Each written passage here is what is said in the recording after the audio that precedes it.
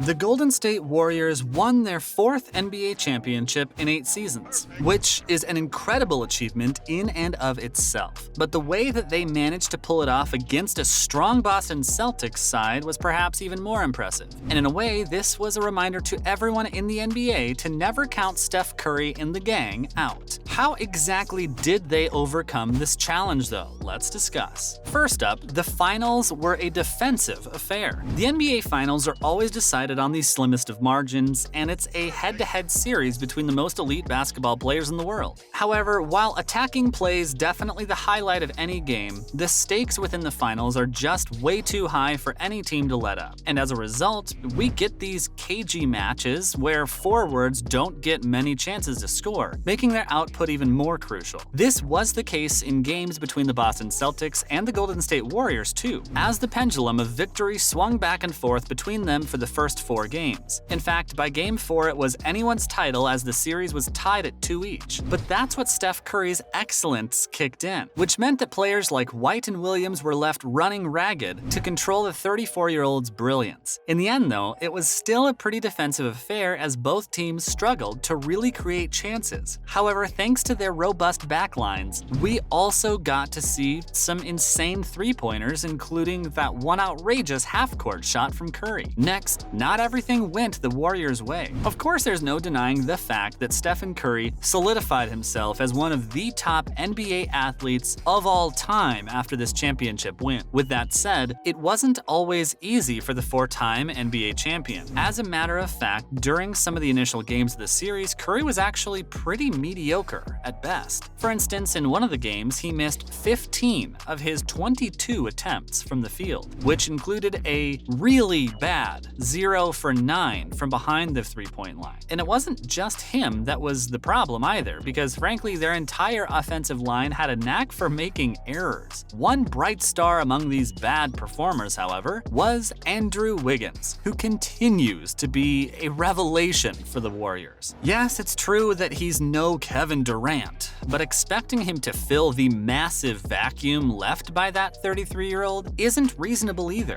Despite carrying the weight of the world on his shoulders, though, Wiggins still produced some stellar performances in the early half of the series when the rest of the team wasn't really gelling together. Like the 27-year-old was consistently attacking the paint and crashing the boards. In fact, in one of the games, he secured 13 rebounds while also finishing 26 points with 0 turnovers. And true champions don't need to be the best to win. In any sport, there's this notion that the best team wins the prize. In reality, however, things are a lot more nuanced than that. Like, yes, obviously the team that wins the title is the best, but sometimes that doesn't necessarily reflect on the stat sheet. In fact, most championship winning teams are resilient and robust, rather than having the most technically gifted players. And perhaps this is the case for the Golden State Warriors too. Oh, and this isn't a negative spin on their title in any way. In fact, this is probably the greatest compliment that you could dish out, as despite having some of the best players to have ever stepped foot in the court, the Warriors aren't exactly a young and hungry side. Most of their top players are aging and probably won't be playing the game 5 years from now. Having said that, maybe that's not the point of it all either. Maybe your character and experience can sometimes surpass technical ability and finesse. Coming back to the Warriors, in particular though, Kevin Durant's departure in 2019 obviously hit them hard. But the way that they've managed to bounce back and produce basketball of this level's definitely something that most people did not expect. On top of that, it's not like they've got the greatest arsenal of individual shot creation off the dribble. With that said, they're not a team that needs to showboat or prove to anyone that they're good enough to win. Also, they're already made of winners who've got nothing to prove,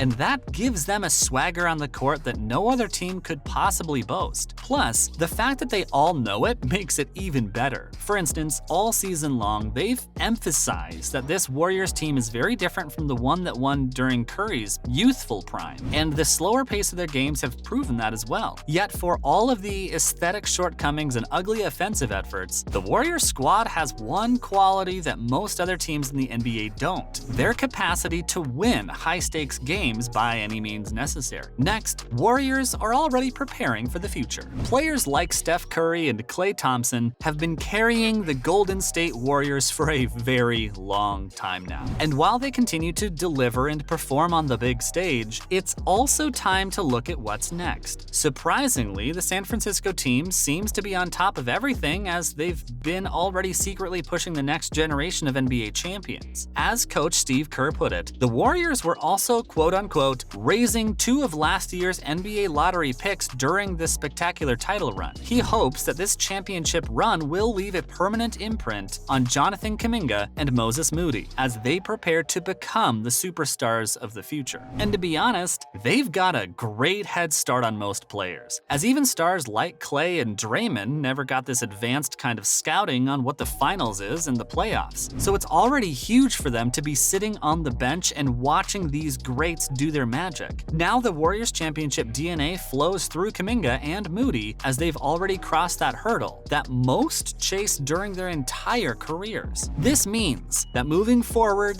they'll have a completely different mindset as compared to the other youngsters, and that extra bit of experience can sometimes mean the difference between a champion and a runner-up. Now in other related news, Kevin Durant responds to criticism after Warriors win. When Kevin Durant left the Warriors after leading them to back-to-back titles in 2017 and 18, many people criticized him. After all, they failed to replicate their success after his departure, which made the fans think of him as a traitor. Plus, he's not exactly known for his loyalty to a single team, as his 2016 move to San Francisco also proved to be a point of debate for Oklahoma City Thunder fans. So, it's not a surprise when fans started to bring him up once again after the Warriors dragged themselves to victory against the Celtics. For instance, one fan claimed that Durant's legacy just died after their win. However, KD wasn't having any of that slander and decided to respond instead. In his reply, the Nets star said that he'd been dead since 2016, referring to his move from Oklahoma. But he did seem to be in a pretty good mood, as he went on to congratulate his former teammates as well. Next, no rally for Golden State Warriors. Despite their emphatic NBA championship win against the Boston Celtics, it seems like the Golden State Warriors aren't going to go all out in terms of festivities. According to Kylan Mills of Crone 4 News in the Bay Area, the team would still be holding a parade in downtown San Francisco, but this time around, there won't be any public speeches or a rally along with the parade. Instead, the Warriors will reportedly broadcast their speeches from a private ceremony an hour before the parade starts. Now, this will be a bummer for most fans, as player interaction during parades is definitely always a highlight, but apparently we're still gonna get some form of contract with the new champions. Lastly, Kyrie Irving may end up leaving the Nets. We're quickly approaching the NBA draft season, so trade conversations, signings, and pursuits for all 30 teams have already begun. One of the more interesting sagas, though, is of Brooklyn's Kyrie Irving, who has the potential to become a free agent if he doesn't opt for the $36.9 million renewal by June 29th. Now, in the past, Irving said that he doesn't really plan on going anywhere. However, according to The Athletic, that relationship's kinda sour over the past few months, with the two parties stuck at an impasse. And while the Nets would definitely love to keep him alongside Kevin Durant for the 2022 season as well, the actual power to choose lies solely in the 30-year-old's hands. Apparently, several teams are keeping tabs on the situation, as Irving's departure seems more likely with each passing day. The Lakers, Knicks, and Clippers are expected to be the interested suitors for his signature. Whether he signs the deal to stay or sends other teams into a frenzy to sign him, however, remains to be seen. That's a wrap for this video. Do you think that Kyrie Irving is gonna leave the Nets? Let us know in the comments below. Make sure to give this video a thumbs up and subscribe to our channel for more videos like this. See you in the next one.